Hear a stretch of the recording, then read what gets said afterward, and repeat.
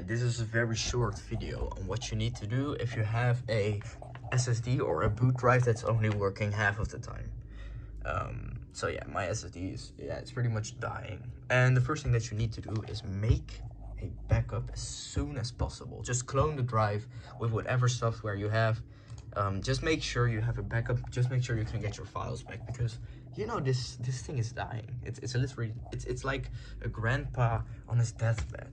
You have to get as much information about the secret places that he stored gold and valuables. You know, that sounds kind of bad, actually. Well, anyways, you just have to make a backup. That's the first thing. How are you going to use your computer when the SSD is literally working for a minute and then... Sorry, and then it's only working for like... it doesn't work for half an hour and then it works for a minute again. As you can see, it's currently working. And if you see that this thing jumps to 100% suddenly, you can see the spikes. You see that? That's the...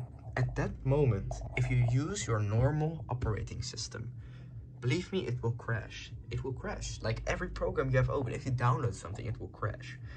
What you need to do to use your computer, if you have to get work done, first of all, just buy a new SSD as fast as possible, right? Just buy a new SSD. That's the first thing that you really need to do. Buy a new SSD and buy, for God's sakes, buy a NVMe M.2 SSD. Just do that. It's way faster and it works and it's not trash. You know, buy a quality, good Samsung NVMe SSD. The next thing that you need to do is make a new virtual machine, whatever virtual machine you want to use.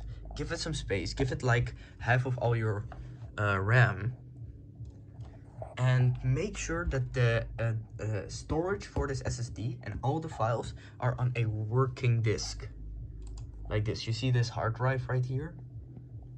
This works, right? This is a working hard drive. It doesn't crash, it has no problems. It's 10 terabytes.